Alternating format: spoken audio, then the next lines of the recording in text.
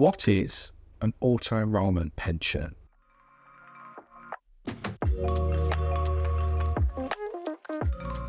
Auto-enrolment was introduced across the UK in 2012. And effectively what it did is it moved us all from an opt-in system to an opt-out system when talking about employer pension contributions. So prior to 2012, you as the employee had to instigate the conversation about pensions. You had to opt in. This basically changed, and you're now given the option to opt out should you wish to. It was phased in between 2012 and 2016. So in 2012, large employers, i.e. those with more than 250 or more staff, had to automatically enrol all eligible employees. In 2014, this extended to medium-sized businesses, so that's those with 50 or more employees. And finally, in 2016, all companies had to automatically enrol any eligible employees.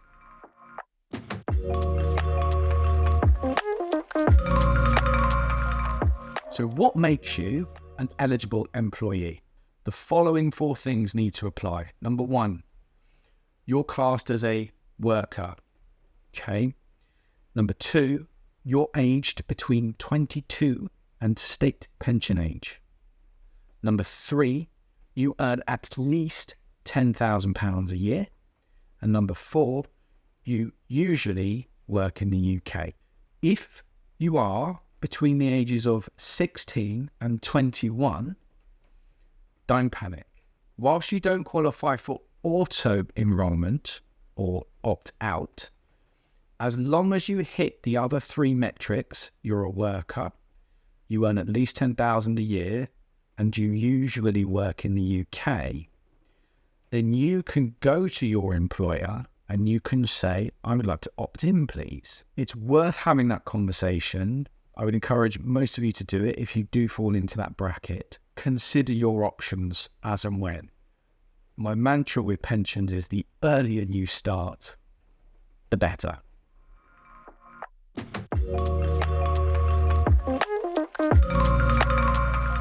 So what contributions are being made? If an employer is obliged to do this, what actually does that mean? Or what are they paying in for you?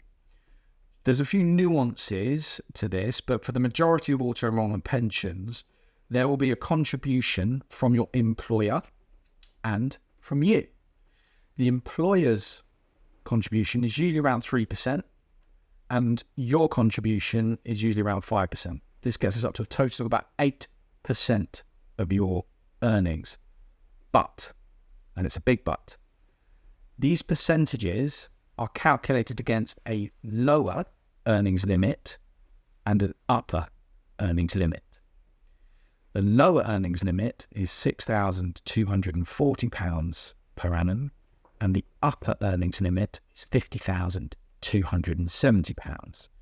So this basically means that the contributions are only calculated against a maximum of the difference, £44,030, which therefore means that the contributions, where auto-enrolment is concerned at least, are essentially capped at around £3,522.40.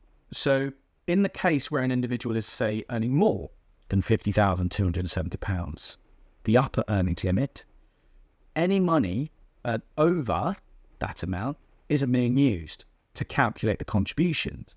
So it therefore means that their pension contributions no longer represent 8%, because £3,522.40 will proportionately represent a smaller percentage as the earnings of that individual increase. If this is you, then it might be worth looking to increase your personal contributions, or indeed look at some of your other options. Okay. That said though, the vast majority of the employed working population in the UK, or for those individuals, this has been a massive positive change. And having something going into a pension is far better than having nothing going into a pension.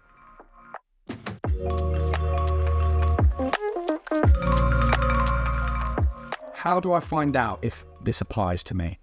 Okay, so have you, have you changed jobs multiple times throughout your career?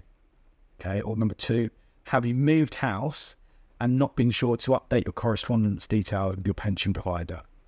If the answer to that is, I don't know, then you probably haven't. According to an article written in April 2022 by Pension Age, it's an industry publication, and based on research done by a company called Gretel, they estimate £37 billion of missing pensions across 1.6 million savers in the UK.